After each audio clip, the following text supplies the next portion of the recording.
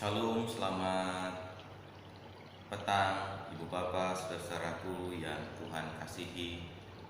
Syukur kita panjatkan kepada Tuhan sebab di petang hari ini kita masih diberikan kesempatan untuk dapat menikmati kasih karunia yang Tuhan berikan. Biarlah dengan kasih karunia yang kini tengah kita nikmati itu, kita dapat juga berbagi kasih karunia yang sama kepada sesama kita. Dan firman Tuhan pada petang ini akan mengantar kita bersama untuk memaknai bagaimana kasih karunia Tuhan itu nyata kepada kita, dan bagaimana kita harus juga dapat mewujudkan kasih karunia itu dalam hidup bersama dengan sesama. Mari Ibu Bapak, saudara-saudara yang Tuhan kasihi, kita rendahkan diri di hadapan Tuhan. Kita memohon dalam doa sebelum kita mendengarkan dan merenungkan firman-Nya. Mari kita berdoa. Tuhan Bapa di dalam sorga, kami bersyukur kepadamu ketika sore hari ini kami bersama-sama dapat kembali berlutut di hadapan Tuhan untuk kami dapat kembali menaikkan bakti bersama dengan anggota keluarga yang kami kasihi. Biarlah setiap rangkaian puji-pujian yang kami naikkan bersama keluarga senantiasa Tuhan sambut, dan itu menjadi persembahan kami bagi kemuliaan nama Tuhan. Terlebih ketika bersama sore hari ini kami akan kembali mendengarkan firman Tuhan, maka tuntunlah kami ya Tuhan. Tuntunlah juga Bapak Pendeta yang akan menyampaikan firman itu kepada kami, supaya kami dapat mengerti, dapat memahami, serta dapat melakukannya dalam kehidupan kami. Dalam nama Tuhan Yesus Kristus kami berdoa dan mengucap syukur. Haleluya. Amin. Ibu Bapak yang Tuhan kasihi, pada kesempatan petang hari ini kita akan mendengarkan kesaksian firman Tuhan dituliskan dalam Roma pasal 11 ayat 1 dan 2, dilanjutkan ayat 29 hingga ayat yang ke-32. Roma pasal 11 ayat 1 dan 2, dilanjutkan pasal yang sama ayat 29 hingga 30. Saya akan membacakan bagian tersebut untuk Bapak, Ibu, dan saudara sekalian. Maka aku bertanya, adakah Allah mungkin telah menolak umat-Nya? Sekali-kali tidak. Karena aku sendiri pun orang Israel dari keturunan Abraham, dari suku Binyamin. Allah tidak menolak umat-Nya yang dipilihnya. Ataukah kamu tidak tahu apa yang dikatakan kitab suci tentang Elia waktu ia mengadukan Israel kepada Allah? Lanjut ayat 29 hingga 32. Sebab Allah tidak menyesali kasih karunia dan panggilannya. Sebab sama seperti kamu dahulu tidak taat kepada Allah, tetapi sekarang beroleh kemurahan dan oleh ketidaktaatan mereka. Demikian juga mereka sekarang tidak taat, supaya oleh kemurahan yang telah kamu peroleh, mereka juga akan beroleh kemurahan. Sebab Allah telah mengurung semua orang dalam ketidaktaatan, supaya Ia dapat menunjukkan kemurahan-Nya atas mereka semua. Demikian, saudara-saudara, Bapak Ibu yang Tuhan kasihi, firman Tuhan yang kita dengar bersama pada petang hari ini. Maka yang berbahagia adalah kita yang mendengarnya, memelihara serta melakukannya dalam hidup kita. Dari hari ke hari terpujilah nama Tuhan. Ibu-ibu dan saudara-saudara yang bersuka cita, jemaat Tuhan yang berbahagia, pada kesempatan hari ini kita diingatkan kembali bahwa kehidupan yang kita jalani sekarang adalah kehidupan yang kita raih dan kita peroleh berkat kemurahan kasih Allah kepada kita. Dikatakan dalam bagian yang kita baca, sesungguhnya kita menjadi memperoleh kesempatan menikmati hidup seperti sekarang, menikmati keadaan sukacita penuh damai seperti sekarang, bukan karena usaha kita, bukan karena perbuatan baik kita, tapi dikatakan kita dulu adalah orang-orang yang tidak taat. Sama seperti umat Tuhan Israel masuk dalam kategori kelompok orang-orang yang tidak taat dan tidak setia pada Allah. Tetapi sekalipun begitu, dikatakan oleh Rasul Paulus bahwa Allah tidak menarik kasih karunia-Nya dari umatnya. Allah tidak menarik kemurahannya dari umatnya.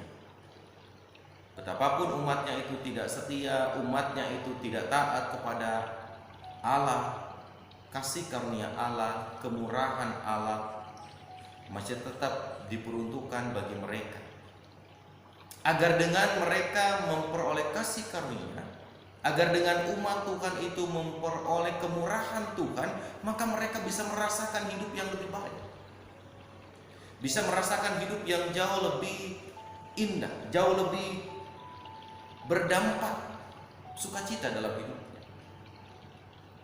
Dan tentu saja saudara-saudara, Bapak Ibu yang Tuhan kasihi, ketika kita dikatakan orang-orang yang telah beroleh kemurahan Allah, orang-orang yang telah merasakan kesukacitaan oleh karena Allah telah melimpahkan karunia-Nya kepada kita, sekalipun dulu dikatakan kita tidak taat, umat Tuhan dulu dikatakan tidak taat, maka tentu saja hidup sekarang hidup yang boleh dikatakan adalah hidup yang oleh karena Tuhan memandang kita berharga. Ketika Tuhan memandang saya, ibu bapak, saudara-saudara berharga, maka karena keberhargaan di mata Tuhan itulah kasih karunia Allah dinyatakan kepada kita, kemurahan Allah dilimpahkan kepada kita, karena kita dipandang, dinilai berharga di mata Tuhan. Yang tentu saja ini mengandung makna bagi kita. Secara tidak langsung ini membawa dampak pada kita. Ketika Allah memandang kita berharga dan karena keberhargaan itu karunia-Nya dilimpahkan pada kita, maka sekarang tentu saja kita pun juga harus menjadi orang-orang yang dapat memandang orang lain berharga. Orang lain juga punya hak untuk memperoleh sukacita. Orang lain juga punya hak untuk merasakan damai dan sejahtera di tengah-tengah kehidupannya. Oleh karena itu, kita yang telah memperoleh kemurahan Allah, baiklah kita berbagi kemurahan itu dengan orang lain.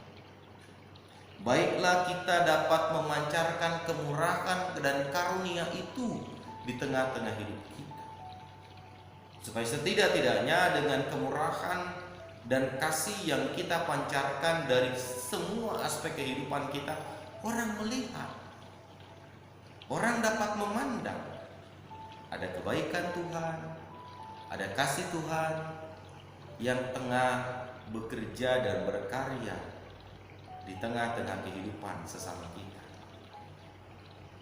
Bapak Ibu dan saudara-saudara yang Tuhan kasihi, Rasul Paulus mengajak kita untuk memandang semua itu di tengah-tengah kehidupan yang kita jalani, dalam arti bahwa sebagai orang-orang yang telah dihadirkan Allah di tengah-tengah kehidupan dunia ini, kita kembali diingatkan kehadiran dan keberadaan kita bukanlah untuk diri kita sendiri, bukanlah dalam rangka hanya memperhatikan apa yang menjadi kebutuhan kita, keperluan kita, termasuk adalah kebutuhan dan keperluan rohani kita, bukan hanya untuk diri sendiri. Tapi kita sadar hidup perjumpaan kita dengan Allah, hidup relasi yang kita bangun dengan Allah hendaknya juga berdampak pada kehidupan berelasi kita dengan sesama kita. Hendaknya juga berdampak pada konteks perjumpaan kita dengan orang-orang di sekitar kita. Sebab tentu saja Allah menghadirkan kita supaya orang lain juga dapat merasakan apa yang kita rasakan. Kemurahan, kebaikan Allah yang tengah kita nikmati sekarang, baiklah itu juga kita nyatakan kepada sesama kita. Iman kita kepada Kristus. Yang kedua, haruslah juga kita bisa belajar dari iman umat Tuhan Israel kepada Allah. Ketika iman umat Israel kepada Allah diperlihatkan oleh catatan bagian yang kita baca saat ini, ditunjukkan dalam ketidaktaatan, maka kita bisa belajar dari iman umat Tuhan saat ini. Iman kita di tengah-tengah kehidupan saat ini hendaklah juga dibangun dalam ketaatan, bukan mencontoh yang tidak baik, bukan mencontoh yang tidak benar, tapi yang tidak benar, yang tidak baik justru menjadi pembelajaran buat kita, supaya kita bisa lebih baik ke depan. Memang betul Alkitab memberikan sebuah kesaksian.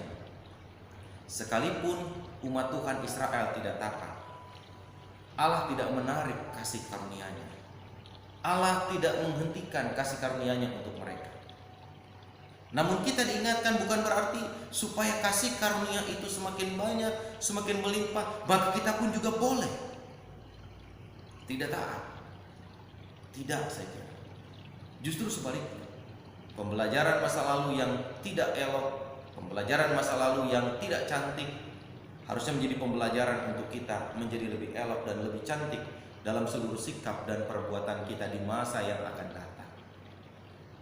Iman kita kepada Kristus harus ditunjukkan dalam sebuah praktek ketaatan yang sungguh-sungguh. Iman kita kepada Allah harus ditunjukkan dalam praktek hidup yang serius di hadapan Tuhan. Serius dalam arti kita tidak hanya menjadikan identitas kita sebagai orang Kristen cukup tertera pada kartu identitas yang kita miliki. Tapi keberadaan kita sebagai orang Kristen, marilah kita tunjukkan dan kita perlihatkan dalam seluruh aspek hidup kita, termasuk aspek spiritualitas kita. Bangun itu dalam ketaatan, bangun itu dalam kesungguhan, bangun itu dalam keterpautan hanya kepada Kristus.